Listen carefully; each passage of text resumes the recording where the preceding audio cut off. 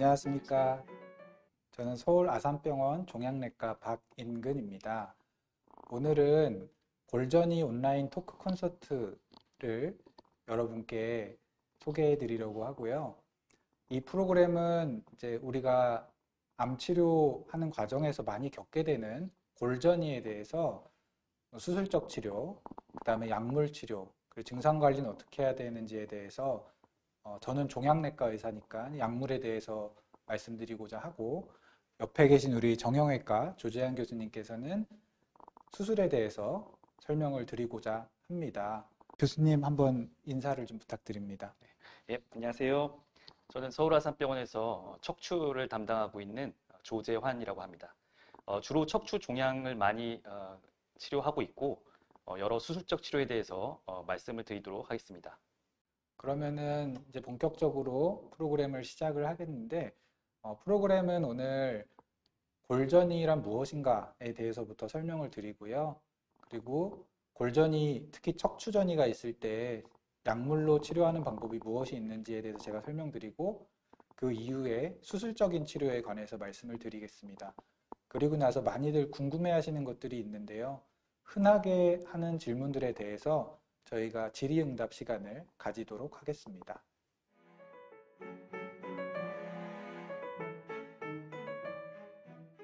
네, 그러면 첫 번째로 제가 척추로 전이된 암의 증상과 약물 치료에 관해서 설명을 드리도록 하겠습니다. 뼈는 우리가 흔히 생각하면 굉장히 단단한 구조물이라고 생각을 하시겠지만, 이 허벅다리 뼈를 자세하게 들여다보면 실제로는 안쪽은 이제 비어있는 구조로 되어 있고, 그 안에는 이제 골수라고 하는 구조물이 들어있고요. 겉에는 굉장히 딱딱한 치밀뼈라고 하는 구조로 되어 있고, 양쪽 끝은 이제 해면뼈라는 걸로 이루어져 있습니다. 척추에 대해서 오늘 말씀드릴 건데요. 척추뼈의 구조도 마찬가지로 되어 있고, 이 왼쪽 그림을 보시면 척추가 이렇게 쭉 늘어서 있고, 옆에서 보면 이렇게 커브가 되어 있죠. 그 뼈 자체도 보시면은 이제 잘라보면 안쪽에 해면뼈라고 해서 스폰지처럼 생긴 뼈가 들어 있습니다. 그리고 척추의 특이한 점은 뼈 안쪽에 이렇게 척수신경이라는 게 지나가는 길이 있다는 것인데요. 이 척수신경이 척추 내부에 있는 것 때문에 나중에 다양한 증상이 생기는 질병이 유발되게 됩니다. 그래서 보시면은 이제 척추뼈에 몸통이 있고, 그 뒤쪽에 이제 요 신경을 감싸는 판때기 같이 생긴 것들이 있고요. 요 사이사이로 신경근이라고 하는 그 신경 뿌리 다발들이 나오게 됩니다.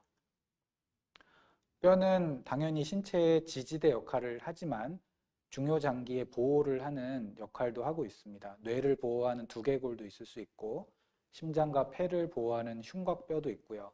그다음에 골반은 당연히 골반의 장기를 보호하고, 척추는 아까 말씀드린 척수신경을 보호하는 역할을 하고 있습니다. 그리고 뭐 근육에 부착점이 되기 때문에 뼈를 다치면 움직이기가 좀 어려워지는 건 알고 계실 거고, 또 한 가지 항암 치료를 하는 분들한테 중요한 역할은 이제 골수를 품고 있어서 혈액세포를 만드는 역할을 하게 됩니다. 그리고 또 한 가지는 뼈에는 이제 칼슘 같은 미네랄이 저장이 되어 있기 때문에 골전이가 심한 사람들은 칼슘 수치가 매우 올라가는 부작용도 겪을 수가 있습니다. 뼈 전이에 대해서 설명을 드리자면, 전이라는 것은 암세포가 원래 있던 장기랑 먼 곳으로 이동하는 현상입니다. 암세포가 뭐 걸어서 가진 못하겠죠. 그래서 혈관에 있는 혈액을 타고 가거나 림프관을 통해서 다른 곳으로 퍼지게 되는데요. 골전이라 하면 당연히 뼈로 전이된 암을 이야기합니다.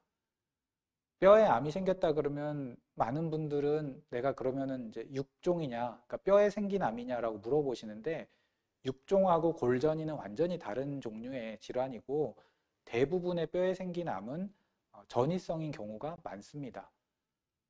전이가 발생하면 저희가 흔하게 말하는 사기암으로, 전이성 암으로 이제 분류가 되는 것이고요. 뼈에 있지만 뼈에 생긴 골암, 육종에 대한 치료를 하는 게 아니고 원발암에 대한 치료를 하게 됩니다. 예를 들어서 폐암이 뼈로 가면 폐암의 뼈전이니까 폐암 치료를 하게 되고 유방암이 뼈로 가면 유방암 치료를 하게 되는 것이죠. 뼈전이는 모든 암에서 발생할 수 있겠지만 특별히 잘 생기는 암이 있습니다. 가장 흔한 암으로 저희가 분류하는 것은 다발골수종, 그리고 전립선암, 유방암, 폐암 등이고요. 그 외에도 뭐 신장암이라든지 하는 암들에서 생기지만 실질적으로는 거의 모든 암이 나중에 병이 악화되는 과정에서는 골전이를 동반하게 됩니다. 이들 중 특히나 유방암, 폐암, 전립선암이 빈도가 아주 높기 때문에 전체 골전이의 80% 이상을 차지하고 있고요. 가장 흔하게 전이되는 부위는 척추뼈, 골반뼈이고 그 외에도 이제 두개골이나 갈비뼈 등에서도 잘 가게 됩니다. 그 외에도 이제 상완골이라고 이제 팔, 그 다음에 대퇴뼈라고 다리뼈에도 발생을 하게 되고요. 이러한 전이들은 부위에 따라서 증상들이 많이 다르게 나타날 수 있습니다. 증상은 초기에는 증상이 없습니다. 그래서 저희가 영상검사에서 뼈전이가 있습니다 라고 혹시 설명을 드릴 경우에 나는 안 아픈데 진짜 전이가 맞나? 라고 생각하실 수도 있지만 많은 경우는 그냥 영상에서만 보이는 경우가 대부분이고요. 반대로 처음에 뼈가 아파서 병원에 내원하신 경우도 있기는 있습니다. 증상은 부위에 따라서, 그 다음에 전이된 종양의 크기에 따라서, 그리고 뼈가 얼마나 파괴됐는지에 따라서 다를 수 있고, 또한 그 기저질환에 따라서도 다르게 나타날 수가 있습니다. 가장 흔하게 말씀하시는 증상은 통증입니다. 아프다 이렇게 말씀하시는데 대개의 경우 뼈전이가 있는 부위에 국한돼서 아픈 경우가 많고요. 그리고 당연히 이제 뼈에 있기 때문에 움직일 때 악화되기도 하고 또 어떤 경우는 그 특징적인데 밤에 악화되는 통증도 많습니다. 허리, 그러니까 척추전이 같은 경우 밤에 악화되는 경우가 많아서 잠을 자기가 어렵다는 말씀하신 경우가 있고요. 그리고 자세에 따라서 누웠다 일어날 때 아프다거나 아니면 무거운 걸 들 때 아픈 경우도 있습니다. 그리고 전이 부위가 뼈가 많이 좀 녹은 경우에는 뼈가 부러지는 골절을 일으키기도 하고요. 척추전이 같은 경우 아까 척추 안쪽에 신경이 지나간다고 돼 있는데 그런 신경을 누르면서 마치 디스크나 척추관 협착증 때 느끼는 증상과 비슷한 증상이 생기기도 하고요. 아주 힘든 증상인데 하지 마비가 생기는 경우도 있습니다. 그리고 혈액 검사를 보면 이제 칼슘 수치가 많이 높아지는 경우도 있고 이러한 칼슘이 높아지면서 생기는 증상들인 뭐 의식이 처진다든지 변비가 심해진다든지 하는 증상으로 오는 경우도 있고요. 전이가 매우 심한 경우는 빈혈이라든지 아니면 혈소판 감소증 등의 혈액학적인 문제가 생기기도 합니다. 통증에 대해서 잠깐 말씀드리면 요 그림의 왼쪽 위에를 보시면 척추뼈에 이렇게 전이가 있는 것을 나타낸 그림인데요. 이런 이제 전이 자체 때문에도 통증이 있을 수 있고 아니면 척추가 가라앉으면서 이제 압박골절이라고 혹은 뭐 병적골절이라고 저희가 표현을 하는데요. 그렇게 되면 이제 그 부위가 굉장히 아픕니다. 그래서 위에를 이제 의사들이 이렇게 퉁퉁 쳐보면서 아프냐 물어보기도 하고 아니면 몸을 이제 뒤틀 때 아픈지 이런 걸 여쭤보는데 어쨌거나 이제 이런 국소적인 통증이 상당히 흔하게 생길 수 있고요. 그리고 또 하나 흔하게 호소하신 증상 중에 하나는 이제 신경근병증이라고 하는 증상인데요. 요 왼쪽 그림을 보시면 척추를 이제 잘라서 위에서 본 그림인데 여기에 보시면 종양이 있고 요게 뒤로 나가는 신경 뿌리를 누르고 있는 것입니다. 그 신경 뿌리를 신경근이라고 부르는데 여기를 누르면 이제 그 신경 뿌리가 담당하는 피부 분절이라든지 근육 분절에 문제가 생길 수 있습니다. 오른쪽 그림은 그런 신경 분절을 나타낸 그림인데 예를 들면 이제 요추 1번 그러면 이런 식으로 그 허벅다리 위쪽이나 안쪽 쪽으로 이제 불편한 증상이 생길 수 있고요. 아니면 이제 해당 부위의 근육 쪽에 문제를 일으켜서 다리를 드는 게 좀 어렵다든가 이런 문제가 생길 수도 있습니다. 잠깐 말씀드려야 되는 게 이 척수신경이란 거는 뇌와 사지를 잇는 전선 같은 신경인데요. 그래서 뇌에서 명령을 내리면 척수신경을 통해서 팔다리 근육으로 그 명령이 전송되게 되고 그에 따라서 몸이 움직이게 됩니다. 그래서 이렇게 뇌에서부터 명령이 전달돼 내려오는데 만약에 척추전이가 너무 심하게 와서 척수신경에 손상이 생긴 경우에는 아까와 같은 명령이 내려가지가 않게 되겠죠. 그래서 만약에 이런 허리 쪽에 문제가 생겼다 그러면은 전달이 안 되기 때문에 뇌에서 내린 명령이 여기서 멈추게 됩니다. 그래서 하지 마비가 오게 되는 거죠. 그런 상황을 저희가 척수압박증후군이라는 의학적인 명칭으로 부르는데요. 이런 경우는 하지가 마비가 되고 하지의 감각이 저하되고 배뇨나 배변 장애가 생기게 됩니다. 요 그림을 왼쪽 그림은 보면 척추뼈를 위에서 잘라본 그림인데 종양이 너무나 크게 자라기 시작하면 척수신경을 누르게 되고요. 혹은 이제 종양에 의한 게 아닌 척추뼈가 가라앉으면서 이렇게 뒤로 밀리는 경우도 있는데 이런 경우도 보시면 이제 신경이 눌리고 있죠. 위치에 따라서 다르지만 이제 하지 마비, 요 빨간색이 마비가 온 부위를 말하는 건데요. 아주 위쪽 레벨, 그러니까 경추 쪽의 경우는 사지 마비가 오는 경우도 있고 흉추나 요추 쪽은 이제 하지를 못 쓰시게 되는 경우가 있습니다. 이게 매우 심각한 증상이기 때문에 저희가 치료하는 과정에서 이런 일이 생기지 않도록 매우 세심하게 주의를 요하고 노력을 하고 있습니다. 이런 강의를 들으면 이제 내가 허리가 아픈데 무조건 이게 골전이냐 이렇게 놀라시는 분들이 계신데 그렇지는 않습니다. 그래서 골전이가 있어도 물론 통증이 생길 수 있지만 요통이란 건 대단히 흔한 증상이어서 감별할 질환이 매우 많습니다. 가장 흔한 건 사실은 그냥 흔히 말하는 삔 거 내지는 담 결렸다고 표현하시는 염좌나 좌상 이런 걸 그런 게 가장 흔하고요. 그 외에도 이제 약간 연세가 드시면서 생길 수 있는 퇴행성 질환이라든지 아니면 정말 골다공증 때문에 생기는 뼈가 가라앉는 척추 골절도 있을 수 있고 아니면 이제 암이 있는 분들 같은 경우는 등이 아프다 그랬을 때 그냥 췌장 쪽에 문제가 있거나 그래도 연관통으로 생길 수가 있습니다. 또는 이제 흔치는 않지만 척추에 감염이 생기는 경우도 있고요.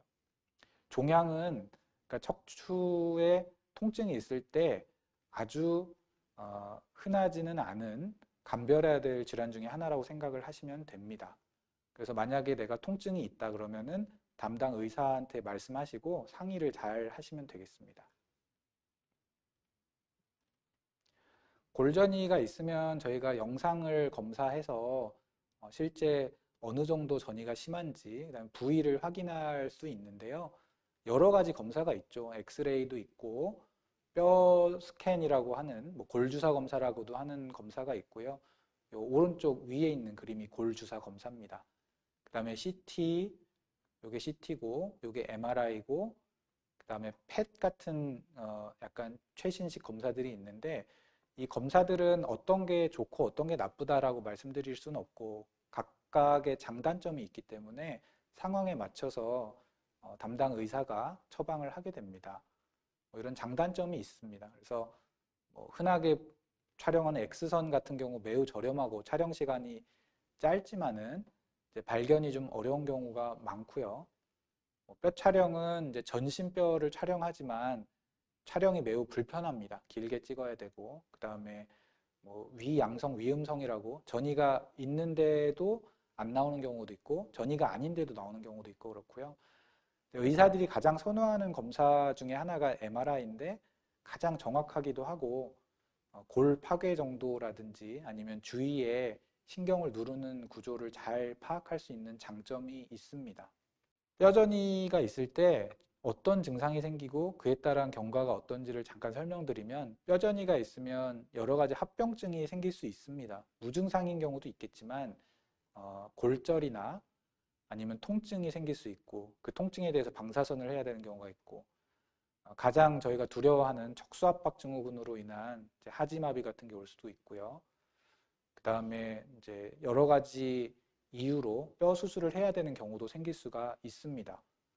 그럼 그러한 합병증 때문에 우리가 자율성을 상실하게 되죠. 그러니까 본인이 혼자 움직일 수 있는 그 능력이 좀 줄기 때문에 옆에서 누군가 항상 도와줘야 되고, 그리고 실제 뭐 마비가 오는 경우는 이제 소변이나 대변을 혼자 가리기가 좀 어렵기 때문에 그런 자율성 상실뿐 아니라 감염도 잘 생기거든요. 요로 감염도 잘 생길 수 있고, 그리고 삶의 질이 당연히 떨어지고, 통증이 조절이 잘 안 되기도 하고, 의료비도 상승하고, 입원도 해야 되고 이런 문제이기 때문에 최종적으로는 암 치료에 매우 불량하게 작용을 해서 생존 기간이 단축되는 악영향을 미치게 됩니다. 그렇기 때문에 골전이 치료가 대단히 중요하고 미리미리 치료를 하는 것이 중요하다 하겠습니다. 골전이의 치료의 목표를 말씀드리면 증상을 완화시키고 삶의 질을 유지하는 게 첫 번째가 되겠고요. 그 다음은 합병증 발생을 예방을 하고자 하는 것이 또 하나의 목표입니다. 최종적으로는 결국에는 생존 기간을 증가시키는 게 저희의 목표가 되겠습니다. 골전이의 치료법에 대해서 말씀을 드리면 내과적인 치료, 즉 약물을 사용하는 치료, 그 다음에 수술적 치료를 크게 나눌 수 있고요. 저는 이제 내과적 치료에 대해서 말씀을 드리도록 하겠습니다. 어쨌든 제일 중요한 거는 전이성 암이지만 어쨌든 암이라서 그 원발암에 대한 치료가 가장 중요합니다. 그래서 암 자체에 대한 항암 치료, 뭐 암에 따라서는 표적 치료일 수도 있고 호르몬 치료일 수도 있지만 어쨌거나 이제 암 자체에 대한 치료가 가장 중요하겠고요. 그 다음은 증상 조절이 또 매우 중요합니다.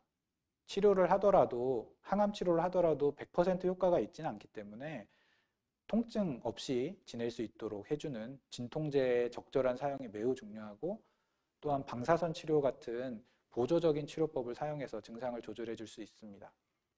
그리고 골전이가 있을 때 생길 수 있는 합병증, 즉 골절이라든지 하지마비 같은 걸 예방할 수 있게 골흑수 억제제, 저는 이제 뼈보호제라고 보통 쉽게 설명을 드리는데요. 이런 약을 써서 통증을 감소시킬 수 있고 골 관련 합병증을 예방할 수가 있습니다. 그러면은 이제 뼈전이가 있는데도 정말 약물로 호전이 되는지에 대해서 궁금해하실 수 있는데요. 몇 가지 사례를 좀 말씀드리면, 이분은 제가 이제 치료하던 분이고 2022년에 전이성 전립선암이 진단이 됐습니다. 이 왼쪽 위에 보시는 사진이 뼈 스캔이라고 하는 검사인데, 보시면 이렇게 점점점 박힌 까만 것들이 다 골전이를 표시한 겁니다. 그래서 보시면 허벅지뼈, 골반뼈, 척추뼈, 갈비뼈 이런데 아주 다발성으로 전이가 있는데, 제가 이제 남성 호르몬 박탈이라고 하는 전립선암의 가장 표준적인 치료를 했을 때 이 오른쪽 뼈 스캔은 이제 올해 1월 달에 찍은 사진인데요. 예전에 보이던 이 까만 점 같은 것들이 거의 사라졌죠. 그래서 효과가 매우 좋은 거를 보실 수 있습니다. 이 다음 거는 신장암의 증례인데요. 이 왼쪽에 보시면 이 뼈는 이렇게 하얗게 보이는데, 여기 보시면 회색으로 보이는 이런 덩어리들이 뼈에 전이된 암입니다. 이걸 제가 표적치료제를 먹는 약을 썼을 때 2년 정도 지난 시점까지 계속 효과가 유지되면서 종양은 줄고 여기 새로운 뼈가 형성되신 걸 보실 수가 있습니다. 그래서 뼈전이가 굉장히 심각하고 그 다음에 좌절감을 안기는 전이인 건 맞지만 약물을 썼을 때 반응을 잘 하는 경우들이 많기 때문에 너무 실망하지 말고 항암 치료를 우선 시도해 보시는 게 가장 좋겠고요.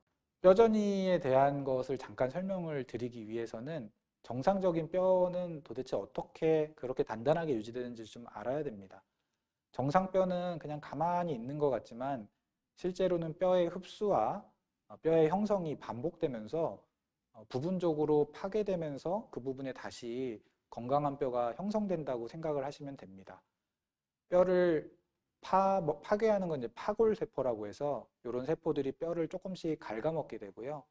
거기에 골아세포 또는 조골세포라는 세포가 붙어서 새로운 뼈를 만들게 되고, 이 과정에 이제 칼슘이 여기 들어가게 되죠. 근데 이러한 건강한 뼈에 암세포가 오게 된다. 그러면은 이러한 정상적인 뼈 흡수와 뼈 형성 과정에 영향을 모두 미치게 됩니다. 암에 따라서 좀 다르지만 이제 골용해성 골전이라고 해서 뼈를 주로 녹이는 방향으로 가는 전이를 하는 암이 있습니다. 뭐 유방암 같은 게 대표적인데요. 이런 경우는 특히나 파골세포를 활성화해서 뼈를 많이 녹이게 됩니다. 여기 보이는 파골세포가 막 그 역할을 많이 하게 되면서 뼈가 주로 녹게 되고요. 따라서 뼈가 흡수되면서 엑스레이를 찍으면 그 자리가 비어 보이죠. 뼈가 녹기 때문에 당연히 뼈가 텅 비고 약해지게 돼서 잘 부러지게 되고요. 또 반대의 경우는 골형성성 골전이라는 게 생길 수 있습니다. 전립선암 같은 경우가 그런데요. 이런 경우는 이제 조골세포라고 뼈를 만드는 세포가 활성화되면서 뼈가 이제 과도하게 형성되는 것처럼 보일 수 있습니다.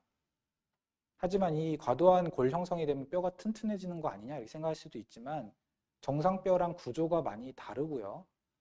그리고 어떤 암세포도 파골세포나 조골세포 중에 한 종류만 활성화시킬 수는 없기 때문에 실제로는 이제 뼈 형성하는 전이더라도 뼈가 녹으면서 형성이 되기 때문에 실제로는 전립선 암에서도 골절이 잘 일어나게 됩니다.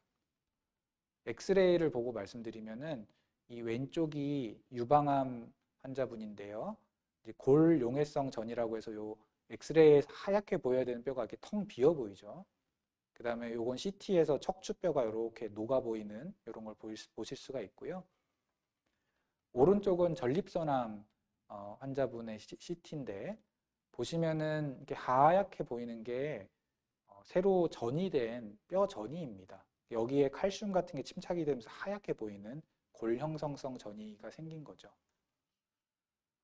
하지만 이제 정상뼈 같은 경우 이제 뼈 구조가 아주 예쁘게 배열되는데 반해서 골형성성 전이, 그러니까 전립선암의 아까 그 하얀 전이 같은 경우는 뼈 구조가 막 제멋대로기 때문에 저희가 이제 어떤 충격을 받았을 때 뼈가 잘 그걸 견디는 구조가 안 됩니다. 그래서 골절이 잘 생긴다. 그렇게 알고 계시면 됩니다. 그래서 뼈가 녹는 전이든 뼈가 만들어지는 전이든 골절에 취약하다. 따라서 골절이 안 생기게 하는 치료, 그 다음에 골절이 안 생기게 조심해야 된다는 것을 항상 명심하셔야 됩니다. 뼈전이 자체에 대한 치료는 아까 항암 치료도 있지만은 골절을 막아주는 약제가 개발되어 있습니다. 대표적인 거를 말씀드리면 이제 졸레드론산이라고 저희가 과거에서부터 많이 써오던 약이 있고 데노수맙이라고 최근에 개발된 약이 있는데요. 졸레드론산하고 데노수맙은 기전은 약간 다릅니다. 졸레드론산은 이제 파골세포라고 뼈를 파괴하는 세포의 수명을 감소시키는 기전이고 데노수맙은 이 파골세포를 먹여 살리는 성장인자를 좀 막아준다 생각하시면 되는데 결론적으로는 둘 다 골 파괴를 좀 막아준다 이렇게 생각하시면 되겠습니다. 이 약물의 대표적인 약제가 졸레드론산은 조메타라는 게 있고 데노수맙은 지금 엑스지바라는 상품명으로 나와 있고요. 졸레드론산은 보통은 4주마다 주지만 최근에는 12주마다 줘도 무방하다라고 알려져 있어서 4주 또는 12주마다 주고 데노수맙은 어쨌건 4주마다 주는 게 원칙으로는 되어 있습니다. 현재는 급여로 줄 수 있는 거는 유방암, 전립선암이긴 한데 그 외의 고용암에서도 이제 비급여로 사용은 가능하기 때문에 저는 골절 위험이 큰 분들한테는 웬만하면 처방을 하고 있는 편입니다. 약을 쓸 때 이제 저런 좋은 작용을 생각하고 쓰지만 부작용도 생길 수 있어서 알고 계셔야 되는데 심각한 부작용은 거의 없긴 하지만 이제 감기 기운 같은 이제 몸살 기운 또는 피로감, 변비 이런 잡다한 증상들이 생길 수 있고요. 되게 드문 이제 부작용으로서 과민 반응 같은 게 있을 수 있고 또는 칼슘 같은 게 떨어지는 문제가 생길 수가 있고요. 그 외에 이제 졸레드론산은 콩팥 기능이 나빠지는 경우가 있을 수 있습니다. 그 아주 드물지만 이제 턱뼈 괴사라고 하는 부작용이 생길 수 있는데 이건 나중에 다시 말씀을 드리겠습니다. 데노수맙, 이제 상품명 엑스지바라고 하는 거의 부작용도 마찬가지로 이제 감기 기운 같은 것들이나 여기저기 쑤시고 아픈 증상들 이런 것들이 주로 호소하시는 증상인데요. 마찬가지로 심각하게 나타날 수 있는 건 이제 과민 반응 같은 게 나타날 수가 있고 칼슘이 매우 떨어지는 경우가 상당 부분 있을 수 있습니다. 그래서 아주 심한 경우는 이제 저림이나 경련까지 생기는 경우가 있어서 데노스마비란 약을 맞을 때는 칼슘과 비타민 D를 반드시 주도록 되어 있고요. 그리고 아까 졸레드론산보다는 턱뼈괴사가 조금 더 흔하다고 되어 있습니다. 턱뼈괴사라는 게 되게 낯선 용어이기 때문에 제가 설명을 드리자면 뼈전이가 있어서 치료 약물을 드리는 분들 중에 1에서 3%에서 발생합니다. 그러니까 100명한테 저런 약을 처방하면 1명에서 3명 정도에서 발생하니까 아주 드물다고 생각하셔도 되지만 위험 요인이 있는 분들한테는 더 잘 생깁니다. 그 위험 요인이란 건 이제 구강 위생이 좀 안 좋은 분들이라든지 아니면은 이제 면역 억제제인 스테로이드를 같이 투여한다든지 아니면 치아의 문제나 치주의 문제가 있는 분들 또는 치과적인 치료를 이 약을 맞는 중간에 한 분들한테 잘 생기고요. 증상을 잘 아셔야 되는데 이제 발치를 했는데 거기가 잇몸 살이 안 덮이고 뼈가 노출이 돼 있다 이런 거라든지 치통이 계속 있다거나 아니면은 이제 잇몸이 붓거나 혹은 뭐 밖에 뺨이 붙는 걸로 보일 수가 있죠. 아주 드물게는 턱뼈랑 피부 사이에 어떤 이제 연결 부위가 생기기도 합니다. 그래서 이런 경우는 이제 어쨌든 담당 의사한테 얘기를 꼭 해주셔야 되고, 그럼 저희가 치과의 검진을 의뢰를 하게 됩니다. 치료는 좀 복잡하긴 한데 한번 발생하면 상당히 낫기가 어렵기 때문에 예방을 주로 저희가 목적을 하게 되고요. 이 사진이 조금 징그럽긴 하지만 보여드리면 이 왼쪽 사진은 이제 발치를 하고 나서 잇몸이 아물지가 않는 거죠. 그래서 뼈가 이렇게 노출이 돼 있는 겁니다.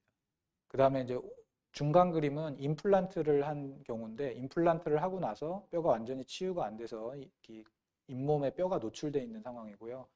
제일 오른쪽은 조금 상당히 심한 경우인데 이 턱뼈에 있는 그 염증이 이 피부로 뚫고 나온 겁니다. 누공이라고 하는 게 나오게 생기게 된 거죠. 이런 경우 상당히 심각한 경우들인데 이거 그냥 두면 절대 낫지 않기 때문에 저희가 치과 선생님하고 긴밀한 협조하에 치료를 진행하게 됩니다. 예방을 하기 위해서는 저러한 그 뼈 보호제, 그 골 파괴를 방지하는 약물을 주기 전에 치과 검진을 반드시 저는 보내고 있습니다. 그래서 발치나 치료가 필요한 경우는 미리미리 발치를 하고 나서 시작을 하고요. 그리고 구강 위생을 언제나 매우 신경 써서 해주셔야 됩니다. 그리고 담배나 뭐 혈당 조절 이런 건 기본적인 문제고, 그 다음에 중간에 치과적인 문제가 생겼다, 뭐 치아가 흔들린다거나 아프다거나 뭐 너무 땡땡 부어서 문제가 있는 것 같다 그러면은 종양내과 또는 뭐 치과 선생님하고 진료를 보고서 긴밀하게 협업을 해야 됩니다. 그리고 뼈 주사를 맞는 분들이 되게 궁금해하시는 게 언제까지 이걸 해야 되냐인데 기본적인 원칙은 중단 없이 계속해서 투여하는 게 원칙이고요. 아까 말씀드린 뭐 턱뼈괴사라든지 아니면은 무슨 과민 반응 같은 게 있으면 당연히 중단을 고려할 수는 있겠습니다. 그리고 졸레드론산 같은 경우는 일정 기간 투여한 다음에 중단을 고려할 수 있다고 권고되고 있으나 데노수맙 같은 경우는 약을 쓰다가 끊을 경우에 갑작스럽게 골절 위험이 상승한다는 보고들이 있어서요. 데노수맙은 우선은 지속적으로 투여하는 것을 권하고 있습니다.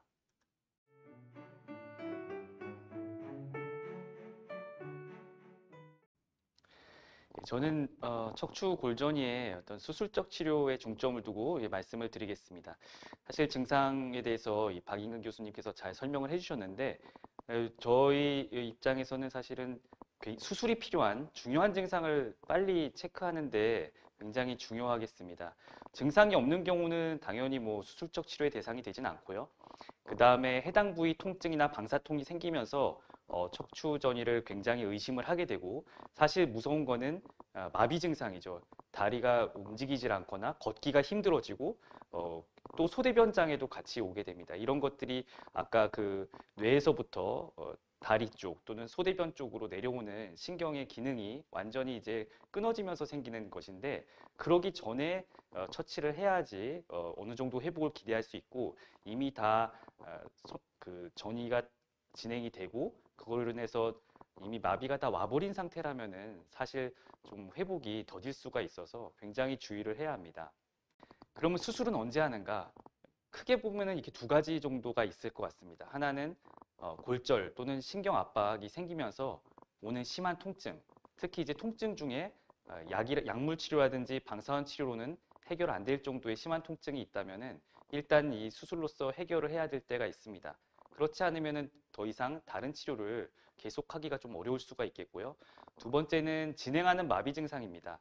이렇게 마비를 진행하고 있을 때는 다른 치료로는 이제 시간이 좀 걸리기 때문에 일단 급한 불을 끄는 측면에서 수술적 치료를 해서 더 이상의 마비 진행을 막고 그 다음에 이제 추가적인 치료를 함으로써 마비 회복을 기대하는 그런 상황이 되겠습니다. 그래서 이 두 가지 정도에서 수술을 하게 된다 이렇게 이해를 하시면 될 것 같습니다. 그럼 이제 수술 전에 고려할 사항들이 굉장히 많이 있습니다. 사실 척추외과 의사도 수술을 단독적으로 고려하는 것보다는 내과 교수님이나 이제 방사선종양과 교수님, 다른 교수님들과의 협진을 통해서 이런 것들을 고려해서 결정을 하게 되는데요. 특히 뭐 종양의 종류도 중요합니다. 왜냐하면은 약물 치료가 잘 되는 종양도 있고 약물 치료만으로 해결되는 경우도 있어서 굉장히 중요하겠고, 그다음에 신경장애의 정도, 이게 갑자기 진행되는 것인지 아니면은 어느 정도 진행은 했지만 더 이상 진행은 안 하고 있을 때는 경우에 따라서는 수술적 치료 외에 다른 치료를 먼저 생각해 볼 수도 있습니다. 그다음에 이제 여러 검사를 통해서 척추의 변형 상태나 불안정한 정도를 봐서 이게 꼭 불안정성이 있다면은 일단은 고정 같은 수술을 통해서 불안정하지 않게 해놓고 치료를 해야 될 수가 있고요.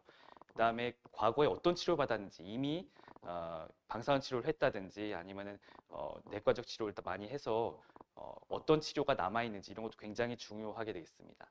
그다음에 이제 수술을 받을 만한 전신 상태여야 하고요. 그다음에 예후, 이분이 예후가 장기 예후가 어떤지도 수술 전에 고려해야 될 중요한 사항이 되겠습니다. 수술의 종류는 이런 것들이 이제 크게 볼 수가 있고, 가장 간단한 거로부터는 시멘트를 골절된 부위에 삽입하는 그런 시멘트 삽입술 같은 게 있고, 그다음에 고정술, 그다음에 감압술 및 고정술 같이 하는 거죠. 이런 것들이 흔하게 있고, 그다음에는 척추체 제거술 같이 종양이 전이된 척추체를 다 제거하는 그런 수술을 행하기도 합니다. 각각에 대해서 간단히 말씀을 드리겠습니다. 우리가 시멘트 삽입술이라고 하는 거는 보시던 그림에서처럼 종양으로 인해서 뼈가 약하게 되고 이렇게 척추체가 무너졌을 때 굉장히 통증이 심할 수가 있습니다. 이런 것들이 약을 쓰고 보조기를 하고 이런 치료를 먼저 하게 되는데, 그럼에도 불구하고 통증이 너무 심해서 움직이기도 힘들고 추가적인 치료가 힘들 때는 이 종양 안에 빈 공간을 이렇게 관을 넣어서 시멘트를 삽입함으로써 일시적인 좀 안정감을 좀 주고 통증을 완화할 목적으로 하는 시술이 되겠습니다. 이거는 이제 전신 마취를 하지 않고도 시행할 수가 있어서 척추가 이렇게 골절이 되고 했을 때 1차적으로 쉽게 해볼 수 있는 시술이 되겠습니다. 증례를 말씀을 드리면은 다발성 골수종 환자분이었는데 제1요추에 이렇게 골절이 있었습니다. 근데 대부분은 이 다발성 골수종 같은 경우는 수술을 요하는 경우가 아주 흔하진 않습니다. 왜냐하면 약물 치료가 굉장히 잘 듣기 때문인데요. 그래서 수술을 요하는 경우는 별로 많지는 않은데, 이 환자분은 특정하게 한 부분이 심하게 골절이 있었고 이 부분 때문에 허리 통증이 너무 심해하셨던 분이어서 이렇게 척추체가 좀 무너져 있는 게 엑스레이 사진으로도 보이고요. 그 다음에 이 부분에 하얗게 이렇게 시멘트를 삽입한 이후 사진이 되겠습니다. 그래서 이렇게 통증을 좀 조절하게 되면은 그 다음 치료를 또 수월하게 할 수 있게 돼서 굉장히 기능적으로 좀 좋게 되는 그런 것을 유도하는 치료 방법이 되겠습니다. 다음엔 이제 척추 고정술인데, 척추 고정술은 말 그대로 골절이 있는 척추를 고정하는 형태의 치료 방법이 되겠습니다. 이 치료는 전신 마취를 해야 되기 때문에 조금씩 이제 부담이 되는 치료 방법이 되겠고요. 그 척추 전이에 의해서 뼈가 약해져서 생기는 골절을 우리가 병적 골절이라고 합니다. 어떤 특정한 일반적으로 골절이 생기는 사고에 의해서 생기거나 골다공증에 의해서 생기는 것이 아닌 종양에 의해 생기는 골절을 의미하는 것이고, 고정수를 해야 될 때는 다른 게 아니라 움직일 때 통증이 너무 심한 경우입니다. 보통 척추 전이로 인해서 통증이 있을 때 가만히 있을 때도 아프고 밤에도 아프고, 이런 분들은 되게 종양의 활동성 자체에 의해서 통증이 있을 가능성이 있기 때문에 이런 분들은 방사선 치료라든가 약물 치료가 효과 있는 경우가 종종 있습니다. 하지만 움직임에 의해서 통증이 악화되는 경우는 척추가 불안정해서 생기는 것이고, 이런 경우는 경우에 따라서는 척추 고정술의 대상이 되겠습니다. 증례를 보시게 되면은 이 환자분은 다른 데는 다 큰 전이가 특정하긴 없었고, 한 부분에 전이가 있으면서 척추 골절이 이렇게 생겨 있는 상황이었고요.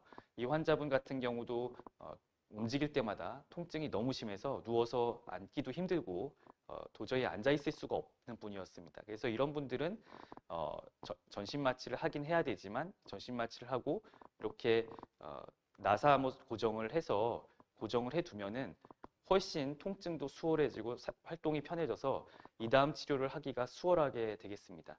특히 이런 형태의 고정은 직접 다 피부 절개를 하지 않고도 방사선 투시기를 보면서 일부 경피적으로 이렇게 최소 침습적 수술만으로도 가능해서 조금 수술의 난이도나 위험도는 그렇게 높지 않은 그런 수술 방법이 되겠습니다. 가장 흔하게 많이 하게 되는 경우가 이 감압술 및 고정술을 같이 해야 되는 경우가 되겠습니다. 이 감압술이라는 것은 말 그대로 압력을 낮춘다는 의미입니다. 압력을 낮추는데 뭐의 압력을 낮추느냐? 그 종양에 의해서 신경이 눌렸을 때 그 신경의 압력이 높아지고 그거로 인해서 신경마비가 발생하게 되는데, 결국 감압술이라는 것은 신경 주변에 종양 조직을 일부 제거를 함으로써 신경의 압력을 낮추게 됩니다. 그래서 가장 흔하게는 척수 압박에 의한 하지마비, 소대변 장애 등이 오는 것을 예방하고, 왔을 때는 더 이상 진행하지 않도록 하게 되는 것이고요. 또한 이제 척수등 신경주의 종양을 많이 제거를 하게 되면은 아무래도 불안정하게 됩니다. 척추체 자체가. 그런 경우에는 고정술을 같이 함으로써 결국에는 이 두 가지 술식을 같이 행하게 되는 게 일반적인 상황이 되겠습니다. 증례를 보시면 조금 이해가 수월할 것 같습니다. 이 환자분은 제10흉추, 흉추가 12개가 있는데 10번째 흉추입니다. 이 부위에 이렇게 보시면은 척추에 압박골절이 생기고 척추체가 뒤로 이렇게 신경 있는 척추관으로 튀어나오면서 이 가운데 있는 이 부분이 척수입니다. 척수고 하얀 부분은 뇌척수액이 지나다니는 공간이기 때문에 여유 공간이라고 생각하시면 될 것 같은데요.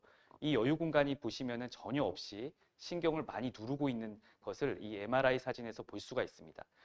이런 경우가 대표적으로 하지마비가 진행을 할 수가 있고, 이분 같은 경우는 하지마비가 진행을 해서 점점 다리에 힘이 떨어지고 걷기가 좀 어렵게 되는 그런 상황이 되었습니다. 그래서 이분의 경우 아까 감압술과 유압술을 고정술을 같이 했는데, 이제 수술 전과 비교해서 수술 후 사진을 보면은 이 해당되는 부분에 하얗게 요 뇌척수액이 돌아다니는 공간이 확보가 되고 신경이 아주 편하게 됨을 확인할 수가 있었습니다. 수술 전에 요 횡단면을 영상을 보면은 요게 신경인데, 요 척수 신경이 종양에서 많이 눌리고 있었는데요. 수술을 하고 나니까 척수 신경 주변에 여유도 생기고 종양도 거의 주변엔 다 사라졌습니다. 이렇게 한 이후에는 이제 방사선 치료와 내과적 치료를 하게 돼서 이 환자분 격분 수술 후에 마비도 회복이 되고 그 다음 치료를 수월하게 진행할 수 있게 되어 매우 좋은 증례가 되겠습니다.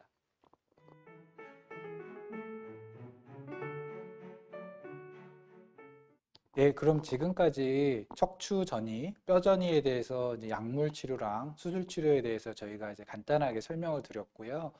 질의응답 시간을 가져보려고 합니다. 첫 번째는 이제 척추 전이의 진단이 어떻게 되는지에 대한 질문이 주셨는데, 질문은 이렇습니다. 전립선암으로 치료를 받고 있는데 최근에 MRI 검사에서 척추에 전이 된 것 같다고 이야기를 들으셨다고 합니다.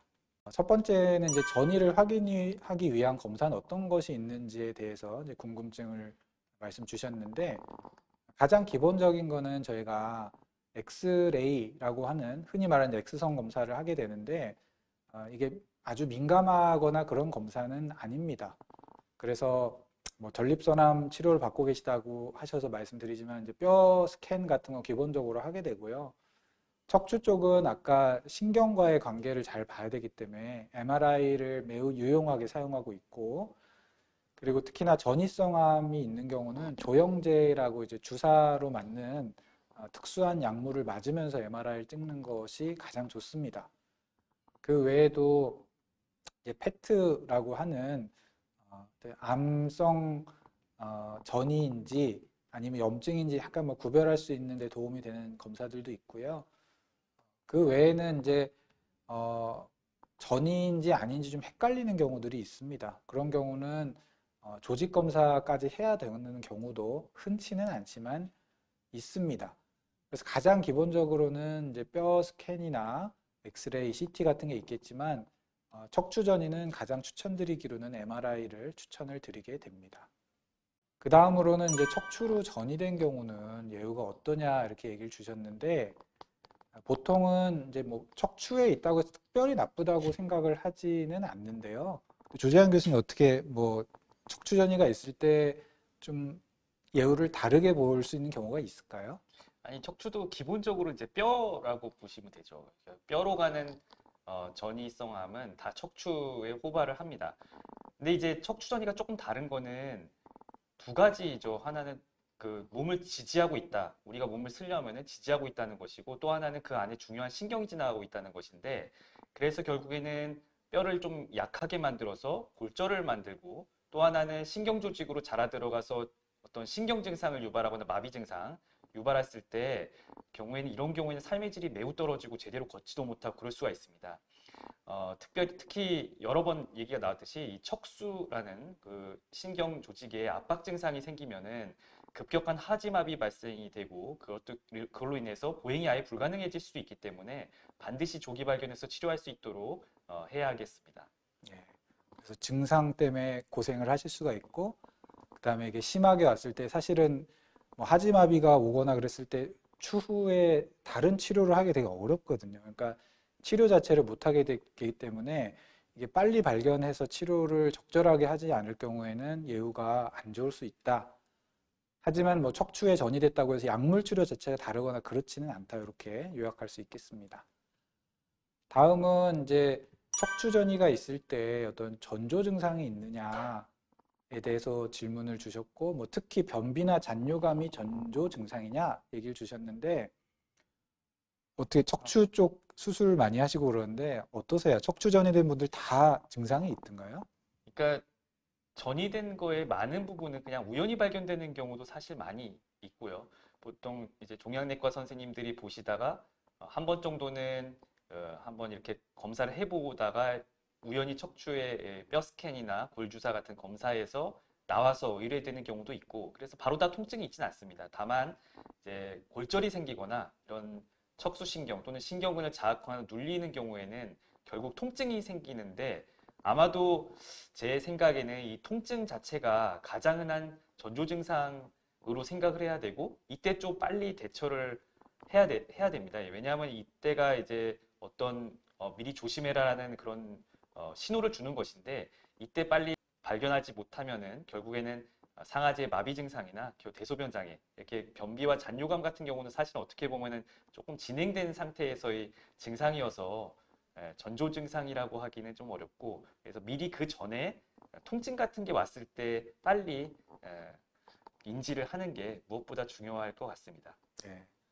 그래서 통증이 가장 중요한 증상이고 우리가 주의를 요하는데, 사실은 아까 강의에 제가 잠깐 말씀드렸지만 아프다고 다 골전이 아니기 때문에 내가 아프다고 해서 막 얘기했다가 문제가 될까 봐 너무 겁내지 마시고 말씀은 주시고, 그리고 이제 사실은 다양한 원인에 의해서 통증이 올 수 있기 때문에 저희가 기본적으로는 정말 전이가 있나 없나 확인하는 절차를 거치게 되고요.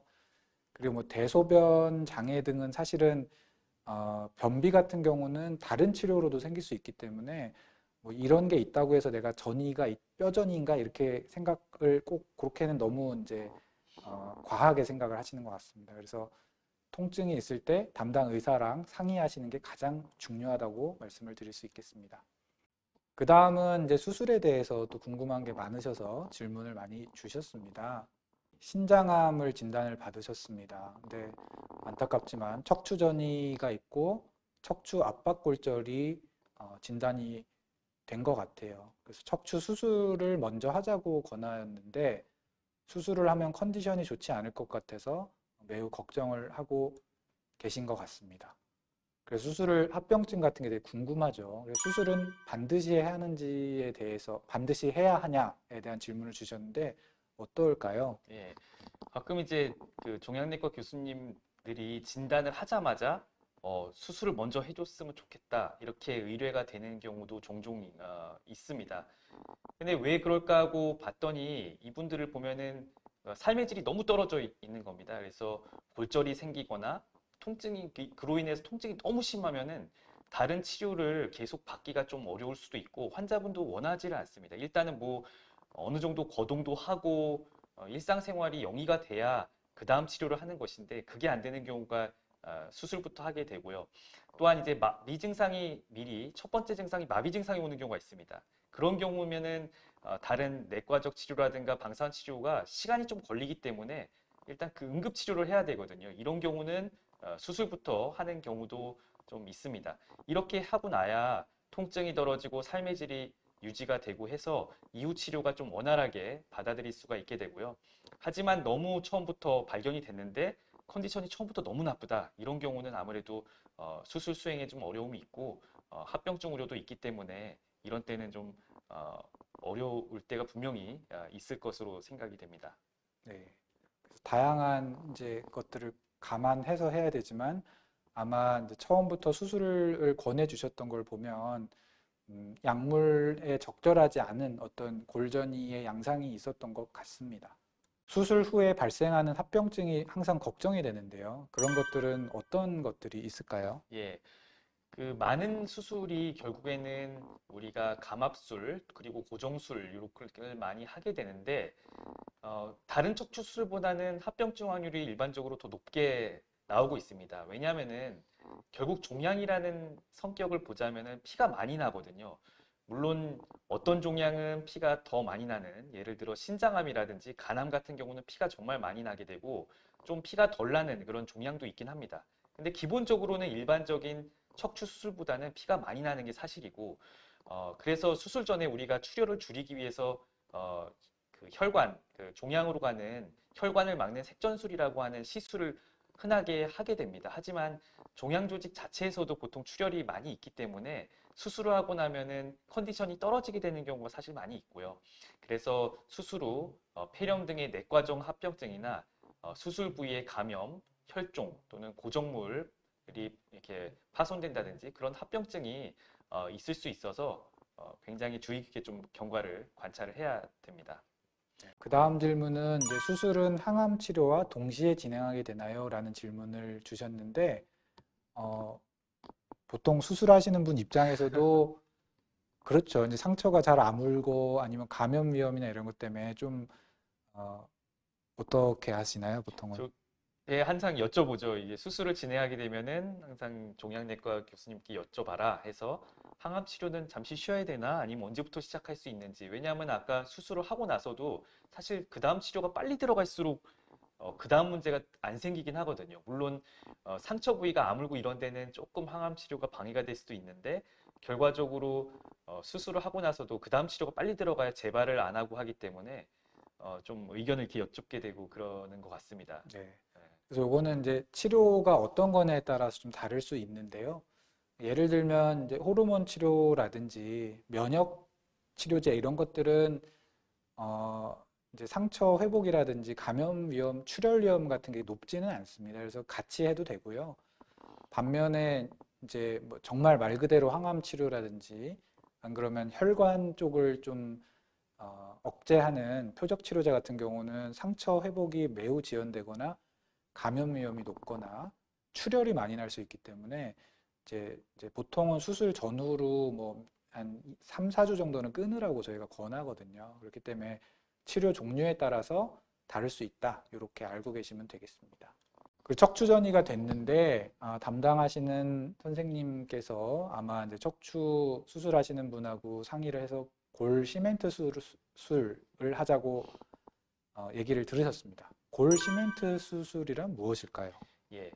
아까 이제 골시멘트술에 대해서 원리는 이제 말씀을 드렸고, 결과적으로는 이 시술은 좀 좋은 거는 일단은 전신 마취를 안 해도 된다는 거, 그 다음에 그 전신 부분 마취만 통하고 일부 거의 많이 피부를 절개하지 않고 구멍만 뚫어서 그 부분으로 종양으로 녹은 부위에다가 즉시 효과를 좀 줄 수 있는 의료용 시멘트를 충진하는 방법입니다. 그래서 이게 완벽하진 않은데 결국에는 일부 고정력을 조금 주변으로 이게 땜질 작업처럼 해서 고정력을 확보할 수 있기 때문에 통증을 완화하는 데 조금 유리한 그런 시술이 된다고 볼 수 있습니다.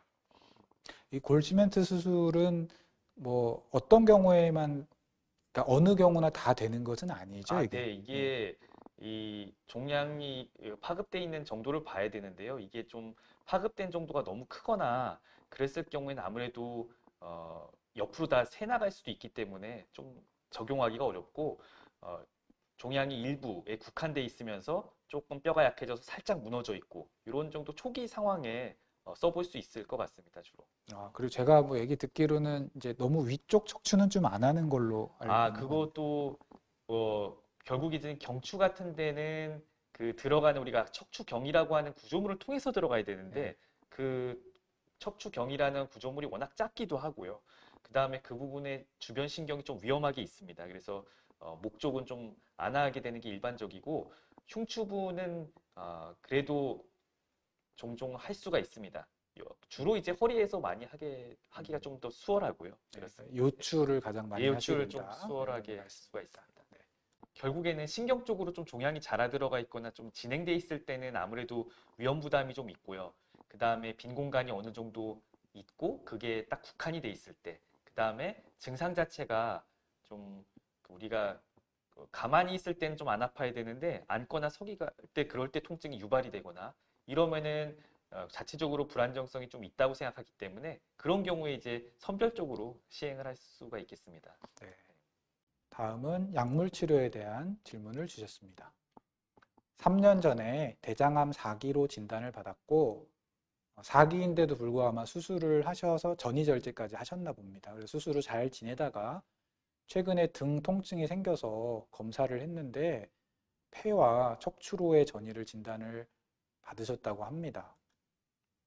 약물 치료에 대해서 궁금한 게 많으신 것 같습니다. 그래서 키트루다로 약물 치료 중인데 약물만으로 치료 가능한지 궁금해 하셨습니다. 키트루다는 대장암에는 일반적으로 흔하게 쓰이는 약은 아닌데 아주 일부에서 사용할 수 있습니다. 아마 그 약간은 종양에 뭐 돌연변이 숫자가 많은 그 특수한 상황에서 쓸 수 있는 면역 항암제인데요. 약물만 가지고 완전히 종양이 없어지기는 쉽지는 않습니다. 그렇지만 이제 종양 크기를 줄이고 혹은 이제 나빠지는 걸 막고 이런 것까지는 가능하고요. 하지만 이제 만약에 증상이 되게 심한 경우, 이제 구조적으로 척추가 파괴되거나 혹은 뭐 통증이 너무 심하다 그런 경우는 꼭 약물만 고집하지 말고 여러 가지 방법을 쓸 수 있습니다. 뭐 방사선 치료라든지 아니면 필요하면 수술 같은 경우도 저희가 적극적으로 고려할 수 있습니다. 그리고 척추 전이에 효과가 있는 약물은 어떤 것이 있는지 궁금해 하셨는데요.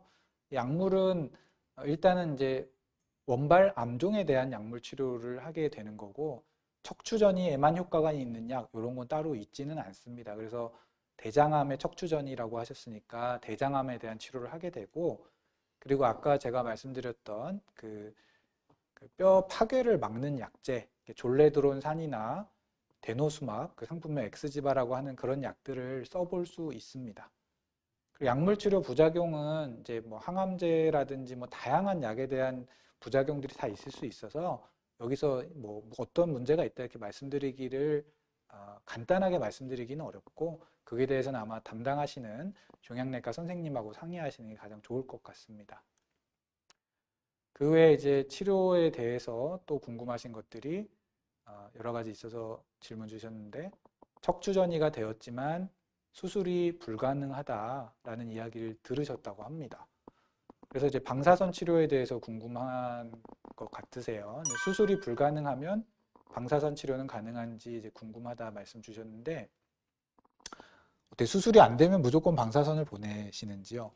어, 일단은 수술이, 그러니까 몸 상태가 워낙 좋지 않아서 수술은 하긴 해야 되는데 정 안 되는데 통증은 너무 심하다. 이런 분들은 어쩔 수 없이 이제 방사선 치료라는 게 결국에는 국소적인 치료, 해당되는 부분의 치료라는 거기 때문에 요거를 일단은 한번 의뢰는 드려봅니다. 그래서 하게 되는데 또한 또 이런 경우도 있죠. 수술은 꼭 필요하지는 않는 경우. 그러니까 수술할 정도로 심하진 않는데 통증은 있고 이제 이럴 때는 한번 방사선 치료를 해보면 괜찮지 않나 이렇게 생각은 해보고 있습니다. 내과 교수님 입장에서는 보통 어떻게 생각하시는지요? 아, 예. 네. 그래서 이게 수술이 왜 불가하다고 들으신지가 사실은 제일 중요할 것 같습니다. 그래서 이게 뭐 너무 뭐 안심해서 수술은 안 해도 된다라고 들으신 건지, 아니면은 반대로 또 너무 여러 군데 있으면 수술을 뭐 다 할 수는 없으니까요. 뭐 그렇게 얘기를 하셨을 수도 있고. 그래서 저 같은 경우도 말씀하신 대로 이제 뭐 통증이 있는데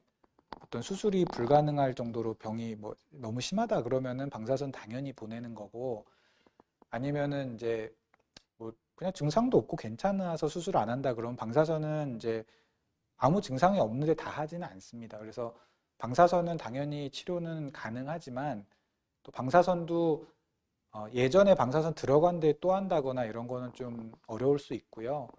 그 다음에 너무 광범위한 골전이에 대해서 방사선을 모두 쪼이게 되면은 이제 다양한 부작용이 있을 수 있습니다.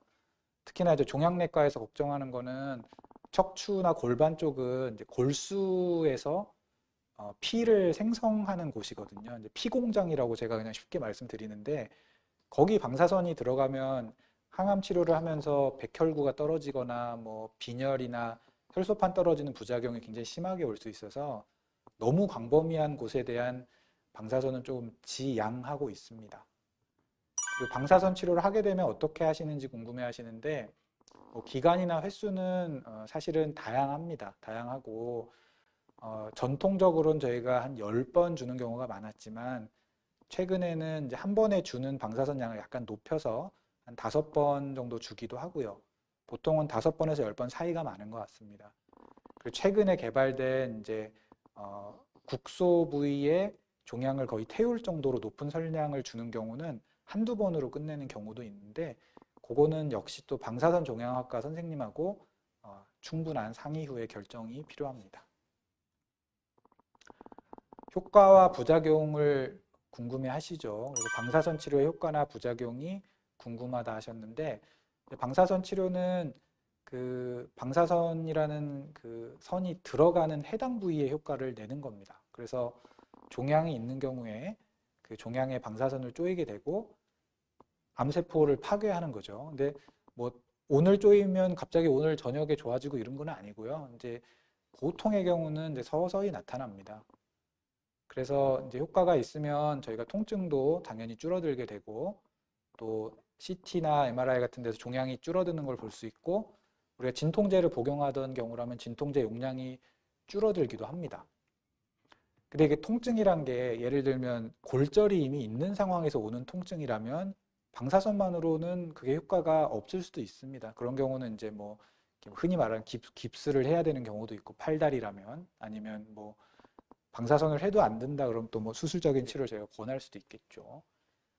그리고 또 방사선 치료를 했을 때 또 골절 자체를 완전히 예방할 수 있는 거는 아니거든요. 그래서 나는 방사선을 받았으니까 너무 좋아졌기 때문에 뭐 위험성이 없다 이렇게 생각하시면 안 되고, 그래서 방사선을 한 경우에는 통증을 줄이는 거, 그 다음에 종양을 조절하는 효과가 있지만 골절의 위험이나 아니면 신경마비 같은 거를 완전히 막을 수는 없다. 그리고 이제 아까 척추 같은 경우는 바로 뒤에 척수신경이 지나다니기 때문에 너무 높은 선량을 줄 수가 없습니다. 근데 부득이하게 어쩔 수 없이 방사선을 반복하거나 아니면 선량이 좀 높여야 되는 경우가 있는데, 그런 경우 이제 신경 자체에 방사선 후유증이 남기는 경우도 드물지만은 있습니다. 그 외에 또 증상 관리에 대해서 또 질문을 주셨고요. 전립선암으로 치료를 받고 계신데 척추전이가 이제 생겼다고 합니다. 최근까지는 통증이 없다가 어깨부터 허리까지 통증이 생겼고 양쪽 팔에 마비 증상이 생겼다라고 얘기를 주셨어요. 진통제가 효과가 없는데 또 따로 완화시킬 방법이 있는지에 대해서 또 얘기를 주셨는데요. 통증이 있는데 진통제로는 효과가 없을 경우에는 여러 원인이 있습니다. 일단은 진짜 암에 의한 통증이 맞다. 그러면은 진통제가 대개는 용량의 문제입니다. 안 들으면 용량을 높이면 듣는 경우가 많고요. 근데 이제 구조적인 문제 때문에 아프다. 예를 들면 이제 가만히 있을 땐 괜찮은데 움직일 때 아프다 이러면은 그냥 고정이 필요한 경우도 있습니다. 그리고 방사선이라든지 수술적인 치료가 진짜 필요한 경우들도 있기 때문에 결국에는 이제 진통제 용량을 적절하게 조절을 할 수 있는지랑 다른 치료로 통증을 완화시키는 게 도움이 되는지에 대해서 담당 선생님과 상의를 좀 해보시는 게 좋겠고요. 또한 이제 사실 진통제 종류가 여러 가지거든요.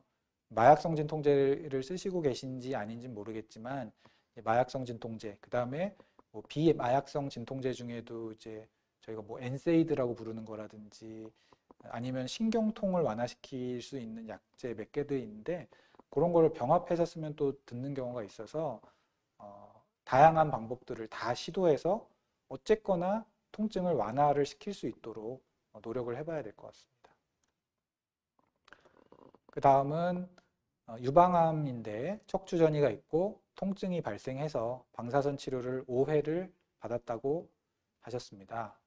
3년가량을 잘 지내다가 최근 통증이 있을 때마다 마약성 진통제를 복용하고 있습니다. 라고 얘기를 주셨고, 궁금하신 게 이제 마약성 진통제가 중독될까 봐 복용이 꺼려집니다. 통증이 있을 때마다 복용해도 괜찮을까요? 라고 말씀 주셨는데, 이제 암성 통증에 대해서 마약성 진통제를 먹을 때 가장 중요한 원칙은 규칙적인 복용입니다.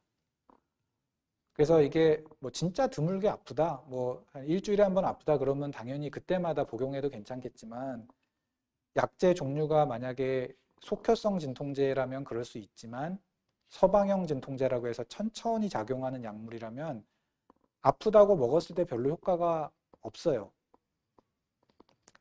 그래서 약물이 어떤 건지에 대해서 공부를 하시는 게 제일 중요하고 기본적으로는 암성 통증 때문에 먹는 마약성 진통제는 중독이라는 거에 대해서 큰 걱정을 하지 않으셔도 됩니다.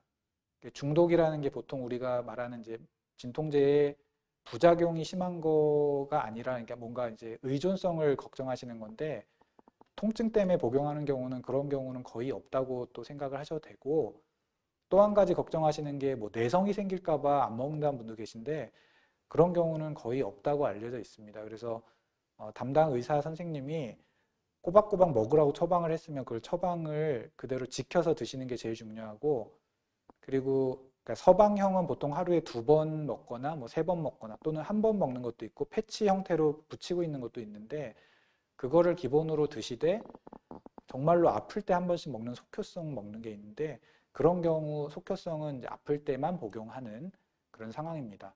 근데 속효성의 복용 횟수가 너무 많아지면 서방형을 늘리게 되는 시스템이어서 내가 이제 속효성을 몇 번 먹었다 이런 걸 보통 메모를 해놓고 담당 선생님한테 말씀해 주시는 게 제일 좋을 것 같습니다.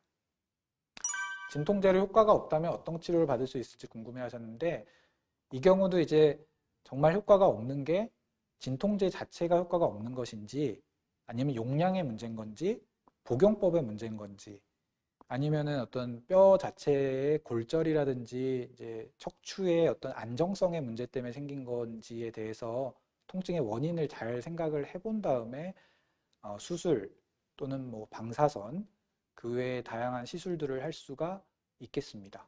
그래서 결국에는 이제 통증 양상에 대해서 잘 관찰해서 담당 선생님과 상의하시는 게 제일 중요하겠습니다.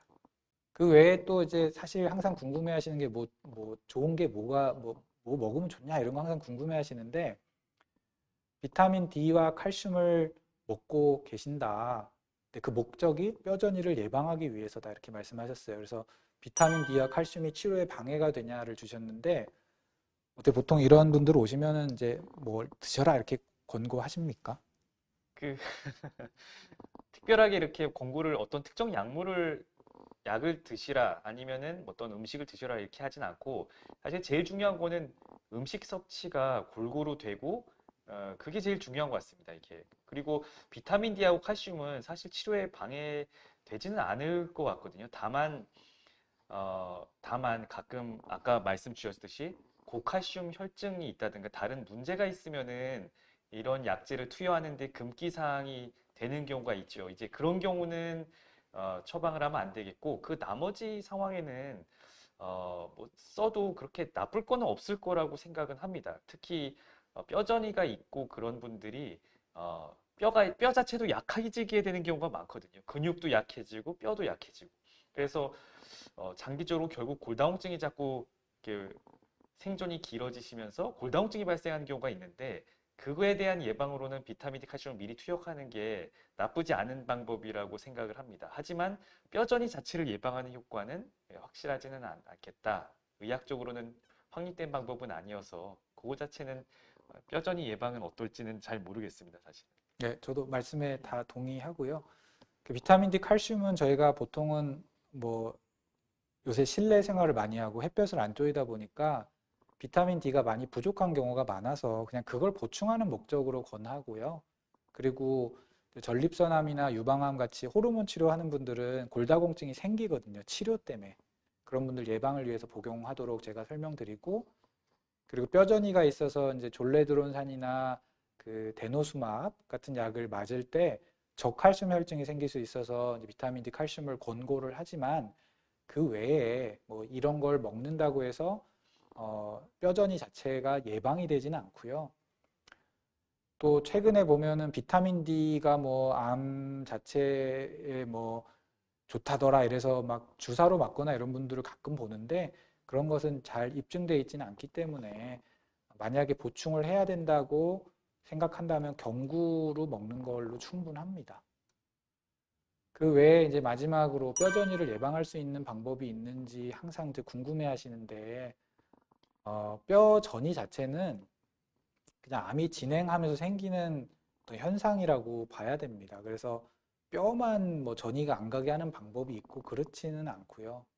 그래서 뼈까지 안 가게 하려면 암 자체를 이제 조기 진단을 해서 빨리 치료를 해야 되겠죠. 그래서 건강검진 열심히 받고, 그다음에 암이 진단된 경우는 수술이나 항암 치료나 이런 것들을 열심히 받으시면 되겠고, 그리고 사실은 전이가 생겼을 때 조기에 발견하고 그 합병증을 막기 위해서 노력하는 게 더 중요합니다. 그래서 증상이 생기면 담당 의사랑 잘 상의하고 초기에 뭐 방사선이라든지 아니면 수술이 필요한 경우에 저희가 지체하지 않고 할 수 있도록 노력하는 게 이제 의료진뿐 아니라 환자분들이나 보호자분들께서 잘 도와주셔야 저희가 그런 목표를 달성할 수 있을 것 같습니다. 혹시 뭐 다른 뭐 예방 방법이 있을까요? 저보다 이제 훨씬 많이 네. 하시니까 말씀해 주신 것들이 다 맞고요. 뼈전이라는 것 자체가 사실은 이제 병 자체도 문제지만 결국에는 삶의 질을 떨어뜨리는 게 가장 문제거든요. 그래서 어, 예방할 수 있는 방법은 마땅치 않지만 조기 발견하는 거에 신경을 더 쓰셔갖고 큰 문제만 안 생기게 이렇게 하는 게 현실적으로 가장 좋은 방법이 아닐까 이렇게 생각을 합니다. 그래서 오늘 뼈전이, 특히 척추전이에 대해서 다양한 어떤 증상에 대한 설명, 그다음에 내과적 치료, 수술적 치료에 대해서 말씀을 드렸고요. 끝으로 저희가 진료를 하면서 드리고 싶었던 말씀을 드리면서 마무리하고자 합니다. 저는 이제 아주 다양한 암들을 진료를 하기 때문에 항상 여러 가지 불편한 증상들을 말씀하시는 걸 듣게 되는데, 가장 힘들어 하시는 것들이 보면 이제 전이 중에도 뼈전이가 제일 힘들더라고요. 그래서 되게 심한 통증, 그 다음에 나중에 이제 다리를 못 쓰게 된다거나 이런 증상이 왔을 때 너무 좀 안타까운 경우들이 많았는데, 이런 이제 강의를 통해서 내가 전이가 있다면 이런 걸 주의해야겠다, 이런 걸 좀 도움을 드릴 수 있었다면 저에게도 참 좋은 시간이 될 것 같고요. 그리고 아직까지는 저희가 치료가 완벽하진 않지만 그래도 여러 다학제적인 진료를 통해서 최선의 결과를 내기 위해서 언제나 노력을 하고 있습니다. 그래서 전이암으로 고생하시는 여러 환우분과 보호자분들께 조금이나마 도움이 됐으면 좋겠고 언제나 통증이 없이 건강한 모습으로 치료를 이어나가시기를 기원합니다. 예, 오늘 이렇게 뭐 저는 수술 관련해서 여러 이런저런 말씀을 좀 드렸는데요. 사실 이제 제일 중요한 것 중에 하나가 이게 척추 전이가 되고 그게 신경을 울려서 척수 압박 증상인 하지마비가 왔다. 이제 이게 가장 문제입니다. 사실은 어떤 분을 이렇게 치료하다가 수술을 하게 됐는데 하고 나서 2주일 만에 병세가 너무 빨리 악화가 돼서 다시 응급실로 오신 분이 기억이 나는데요. 그 오셨을 때 보니까 종양이 너무 빨리 그 사이에 또 자라서 다리 신경 압박이 돼갖고 전혀 다리를 못 쓰는 상태로 이제 오게 됐는데 이제 그렇게 하지마비가 완전히 와버리면은 그러면은 수술을 하더라도 이게 회복이 될 가능성이 굉장히 떨어지거든요. 그래서 그분한테는 그렇게 말씀을 드리고 그 다음 치료를 방사선 치료나 내과적 치료라도 하자라고 이제 권해드렸는데 그분은 포기를 해버리셨습니다. 근데 그게 그렇게 못 걷는 상황이 되면은 그 다음 치료를 포기하는 경우가 많게 돼서 실질적으로 그것 때문에 이제 수명 연장이 잘 안 되고 더 예후가 안 좋은 경우를 이제 많이 보게 돼서 꼭 말씀드리고 싶은 거는 딴 건 몰라도 적어도 이게 치료받으시다가 척추에 전이가 됐는데 뭔가 다리에 힘이 좀 없는 것 같다. 뭔가 평소랑 약간 움직임이 부자연스러운 것 같다. 이런 느낌이 있으시면은 많은 부분들이 오늘 컨디션이 좀 안 좋아서 그래. 그러면서 하루 이틀 이렇게 경과를 하게 되더라고요. 근데 그러지 마시고 조금이라도 이상이 있는 것 같으면은 뭔가 이게 큰 문제의 전조 증상일 수 있다고 생각하시고 정말 다리 힘이 조금이라도 빠지는 것 같으면 빨리 응급실이나 병원에 찾으시는 게 좋을 것 같습니다. 오늘 조금 유익한 시간이었으면 좋겠습니다. 감사합니다. 교수님 고생하셨습니다. 네, 수고하셨습니다.